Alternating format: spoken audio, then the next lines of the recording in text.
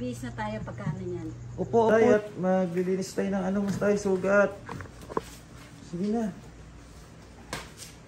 Andiyan si Ate Sara. Oh, nabuhay uli si Ate Sara. Ang ating ano, midwife. Midwife ba 'yon? Caregiver. Caregiver. Kunin niyo yung natanggal doon na ano ni tatay. Yung nakabalot sa kamay niya, natanggal na iwan doon sa loob. Buti na ano uli na si Ate Sara. Oh, nagpunta dito sa atin. May bago naman siyang misyon. Ang tapon mo dyan. Kasi mainit, pakit-check ka kung mainit na. Para ano, sa ano ni tatay. Para hindi ginawin. Babawasan pa yung buhok kasi po ano, hindi natutuyo yung sugat niya. Matalas ba, Mare? Hindi. Ano naman ang supply? Hindi matalas? Mapurol? Ay, mapurol. Asan yung isang gunting? Jo, asan yung isang gunting, Jo? Ay, pag ano na rin. Pag bipit. Napuputol ba, Mare? Ay na mainit, Jo. Napuputol? Hindi naman. Mapuputol kasi dikit-dikit na eh.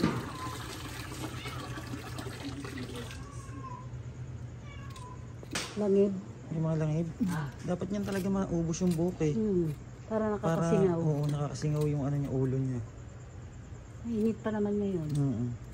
Para pag pinagpawisan. Tapos nilkatiran na din yan. Mare, nilkatiran. Tingnan mo na may mga kuko niyan sa paa. Oh, ang haba.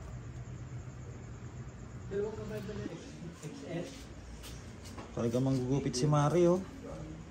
Ano Mare? Buti na titiis. Ano ko yung ano, yung langib. Ano? Makapal yung langib eh. Kaya nga yung dapat ang maano ng buhok.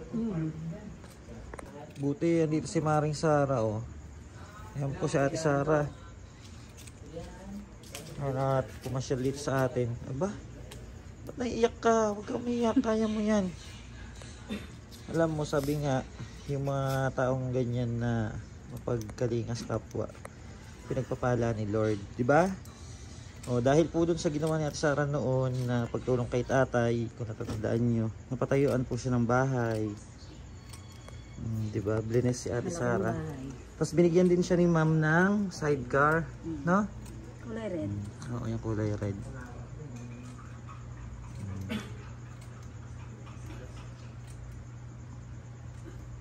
Sabi ko, sarap tayo.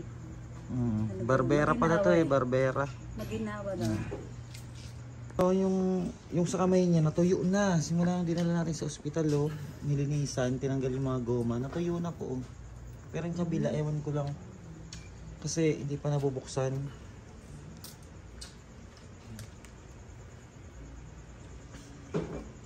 May dala ka bang damit?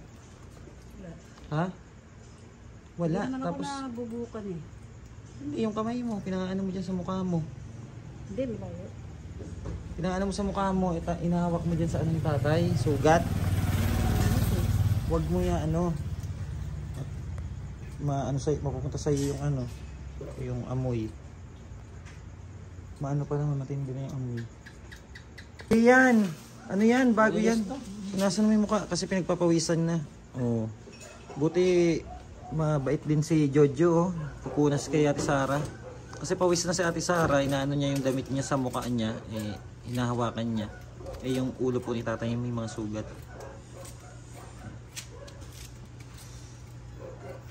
Parang ang sexy mo ngayon, Mare. Taray ah. Naka, ano ba tawag dyan? Tiger short? Tiger short ba yan? Ang ganda ng, ano mo tay? Barbera. Oh, inan mo. Pogi na? Pogi. Yan, dapat talaga sad-sad yung buhok niya para makasingaw yung ano, mga sugat. Yung tumutunog na yun, lagig-gain eh. Makapal yung langib. Ayun nga, naglalaglagan. Oo. Ayun, Yung anong yan, lagig nga yan eh. Yung tumutunog. Nasa tainga ni tatay, oh. Tinga ka mo, tinga. Grabe. Ang kapal pa pala ng ano niya sa ulo. Kasi ang haba ng buhok niyan, Mare. Ang kapal pa. Nagupitan na pala to. Nagupitan na yan. Talagang akala mo ano yung buhok niya. Dikit-dikit na ano, makapal. Sanay na sanay talaga si Mare manggupit, oh. Magtayo ka na lang kaya ng ano, parlor. Ay, grabe. Makapal pala ang ano talaga kaya niya. Gustong-gusto niya eh, oh. Makapal pala Nagiginawaan talaga siya eh. yung ano sa ulo ni tatay, oh. Gusto niya nga eh, oh. Nagiginawaan siya eh. Kaya nga. Sakit lang ng gunting eh. Makapal yung mga langib. Balakubak. Kakapal. Ang kating yan.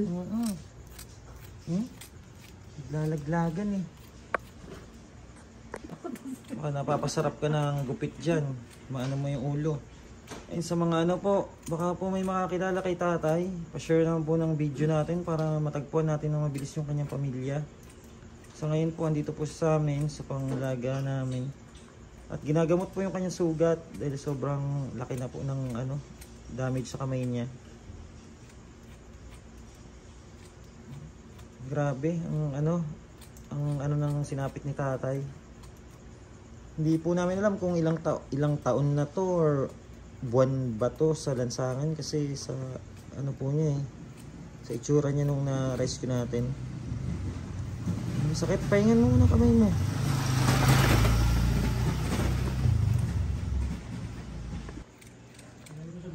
Yan ata, no, ang daming kailangan din diyan sa ano, pag ano ng sugat niya araw-araw. Yung mga betadine, ganyan yung Dapat ano na pa? to, Yung pang bandage, yung goose bandage.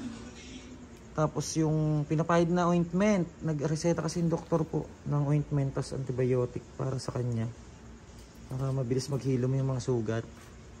Ito yung alcohol, yung bulak, yung po ang mga pangunahing kailangan ni tatay.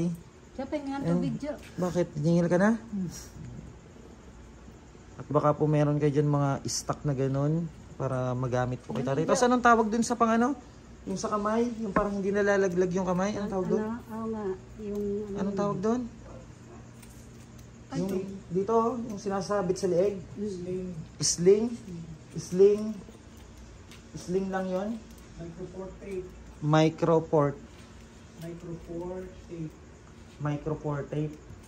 Yung microport tape.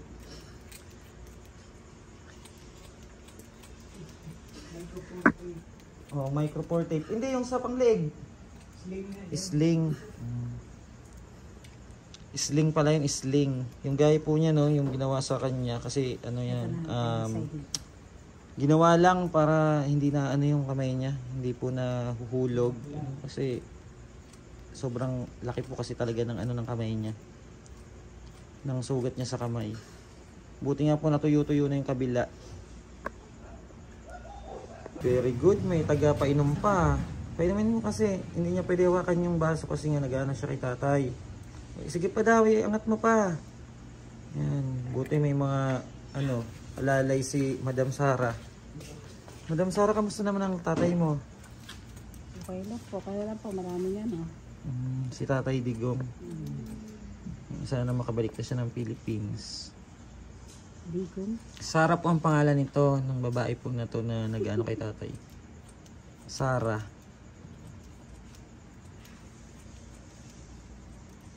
Mainit pa yung tubig? Isalin mo kayo sa iba, Mare. Hindi, isang ganito na lang. Oo, wag masyado mainit kasi ano.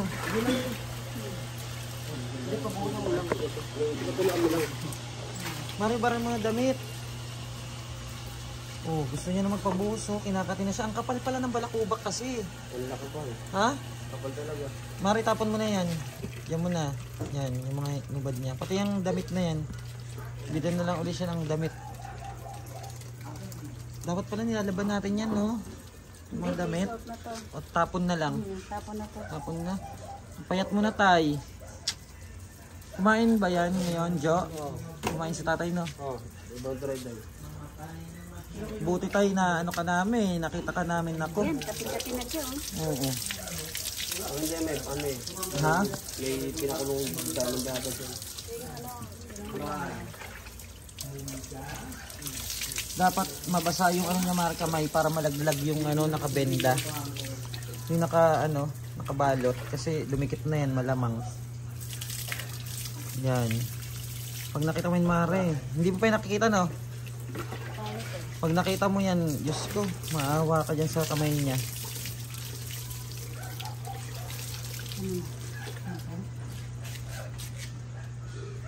Makapal yung balakubak niya. Paano kaya matatanggal? Langib to.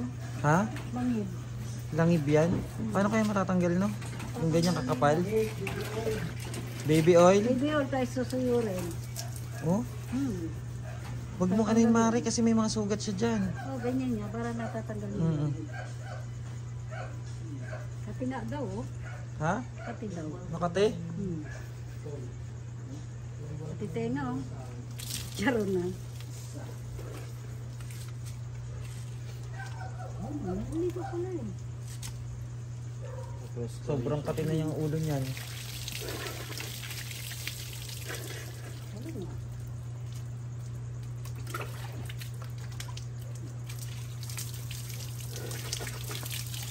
Sarap sa pakaramdam niyan, tay.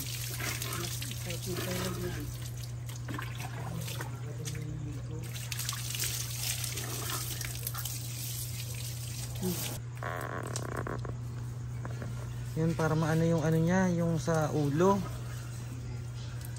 Mainit yan. No, powder kasi. Pero ito nakakapagpatuloy. Ha? Ito rin nakakapagpatuloy. Nagagalaw niya na yung kamay niya, Jo. No, yung nakaraan hindi yan. Ngayon nagagalaw niya na yung isa, oh. Kasi natanggal na yung ano, natanggal na yung mga goma. Tsaka tumutuyo na yung kabila niya. Ayun po pala dun sa check-up ni tatay, hindi po siya diabetic, ano, normal po yung kanyang blood sugar at saka yung blood, ano niya, blood pressure niya, normal din po. Hindi siya high blood. Ayan, dahil po napa-check up natin siya noong nakaraan at nilinis yung sugat niya. Ngayon, in-advise tayo na ano, punta tayo ng orthopedic ba yun? Para sa ano, kung ano man yung gagawin sa kamay niya.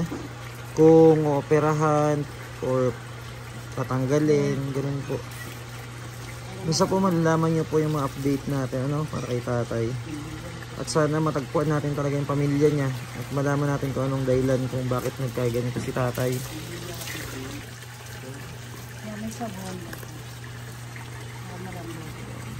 Anuin mo tayo yung ulo mo, tay. Anuin mo. Para kung may makate, matuklap yung mga ano. Yan. Buti nagagalaw mo na yung kamay mo na yan.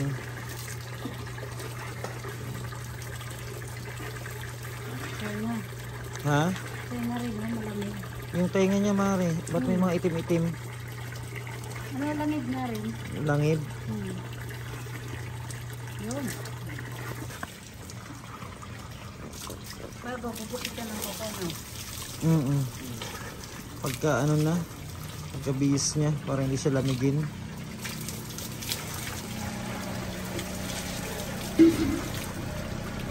Sobrang payat na niya. Matagal na siguro yun sa kalsada, no?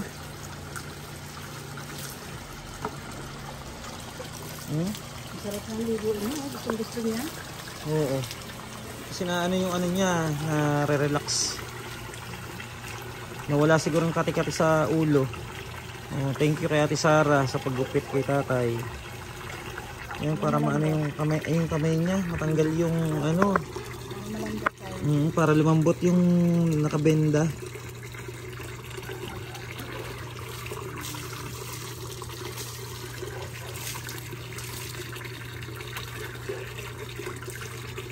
Asan kaya mga anak nito ni tatay, no?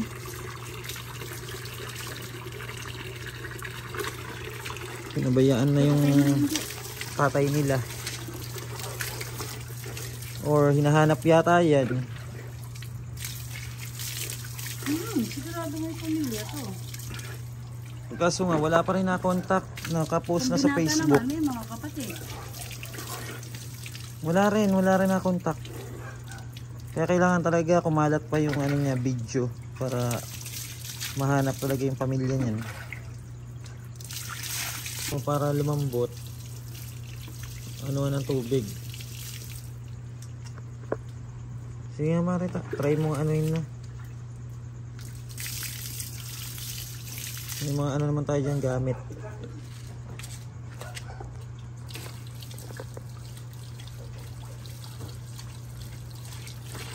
Ano? Kaya mo? No. Ay, no. Dandanin mo lang. Diba? Ang kapal na, no? Ay, Ang kapal ng mga ano. relax lang ka. Hambala. Rambak naman na yun. Mas komportable ka, Mari, walang gloves, no? Ayan yung mga goma na, lumabas na. Eh, may powder eh, sabon. Ayan na yung mga goma. Nakakapalambot yan. Oh, di ba? Nahila na. Pero madami pa yung Mari sa kabila. Ganun pa yung pangkita Ay, ko. oh. Sa kabilang side, marami pa yan. Oh, hindi na masakit. Para matanggal lang yung goma. Ano na, bibihis na tayo. Na, Makan mo, Jo. bibihis na tayo pagka ano yan. Upo lang, tay. Upo lang. Upo lang. Anin lang natin yung goma tayo. Hayaan mo na kung ayaw. Ano yun mo na lang. Lagyan mo pang tubig, Jo. Sige, ano na tayo. Kung ayaw, hayaan mo. At ano na lang. Sige na lang ng powder para lumambot. Kasi may goma pa kasi natitira eh. Pero yung iba po natanggal na. Yun no, nasa lapag. Para maano. Mainit, Jo? Mainit pa yan? O parang hindi sila lamigin. Busa mo nang hindi mainit. Ay, hindi mainit. Busa mo nang medyo maligamgam. Sakto na, hindi pa. Sakto lang. Parang hindi sa ginawa. Nasa ano.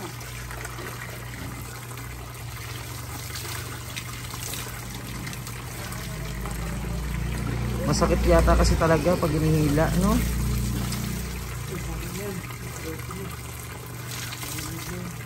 Isip lang. Ano sa siklab? Ano siya, baka magwala. Ano? Diyan mo na lang dyan sa mga gilid dyan, Jo. Para bukas may panggamit pa tayo.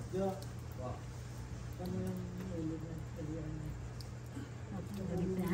Tara na. Yung ulo. Ano na lang yan, Mare? Dadamitan.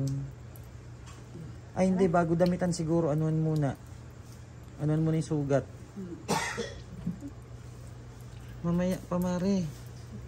Dilalang ito. Dadamitan mo na. Ha? Dilalang. Oo, dadamitan muna. Tapos magpapalit ng short. Patayin muna natin yung ilaw dito.